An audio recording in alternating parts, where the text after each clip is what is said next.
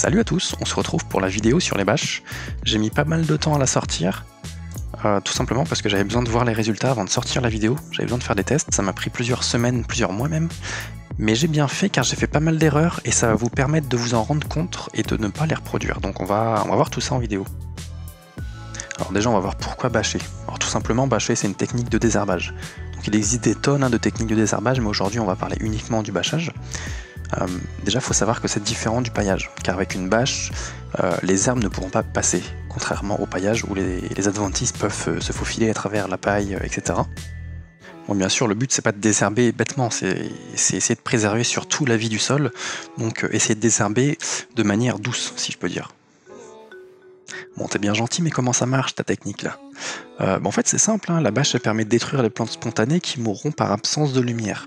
Et au printemps ou l'été, par accumulation de la chaleur, le processus est accéléré en fait. Si vous mettez une bâche sombre, ça accumule la chaleur et ça tue les plantes plus rapidement. C'est pour ça qu'en été, il n'y a pas besoin forcément de laisser la bâche 6 mois comme en hiver. Par contre en hiver, ce qui est bien, c'est que ça permet de protéger son sol. Donc contre les pluies, la neige, etc. Ensuite, à quel moment le faire, le bâchage? Déjà l'hiver c'est pas mal parce que ça protège, comme j'ai dit, ça protège votre sol, parce que l'hiver met à mal votre sol. Donc on déconseille vachement de laisser les sols à nu l'hiver. Mais février-mars c'est pas mal. Après ça dépend de votre région, mais à la fin de l'hiver c'est une bonne période pour préparer sa terre avant de semer. Donc moi je vous conseille cette période-là.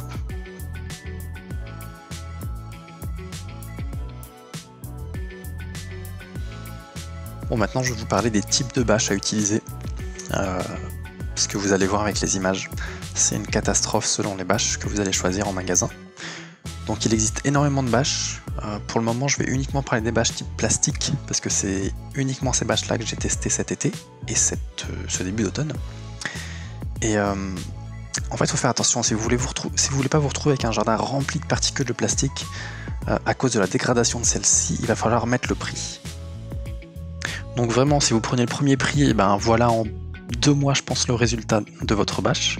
Et même en mettant un petit peu plus cher, même presque le double, voire le triple même, voilà le résultat en fait, ça se déchire, ça met un petit peu plus de temps à se déchirer, mais ça finit par craquer avec le temps. Là ça fait 3 mois que la bâche elle est dessus. Celle-ci c'est une bâche qui coûte 3 fois le prix de celle qu'on a vue juste avant, mais le résultat est pareil, elle finit par se déchirer, et au final ça va laisser plein de particules de plastique dans votre jardin. Voilà, donc encore une troisième bâche, le résultat c'est exactement le même. J'ai passé des journées entières à essayer de racler mon sol, essayer de récupérer le maximum de plastique qui traînait sur la terre. Ça a été galère, donc je vous conseille vraiment pas du tout de prendre ce type de bâche, voire même d'éviter le plastique, parce que je ne conseille pas du tout. C'est une très bonne technique, mais si vous devez utiliser des bâches, ne prenez pas des bâches en plastique. Sauf si vraiment vous avez une bâche de très bonne qualité, comme je vais vous montrer. Là c'est une bâche, je crois que c'est une bâche de type bateau en fait, qui servait à recouvrir un bateau qu'on m'a donné, et avec cette bâche là il n'y a aucun souci. Par contre c'est sûr qu'elle est solide, je sais pas combien de millimètres elle fait d'épaisseur, mais en tout cas avec ça il n'y a aucun souci. Ça fait 2 ans que j'utilise, elle n'a pas craqué, et je pense qu'elle craquera pas de sitôt.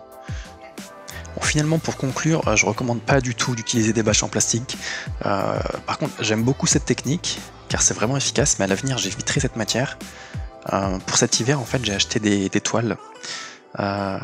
Des toiles qui laissent passer l'eau et l'air, car c'est essentiel pour la santé du sol.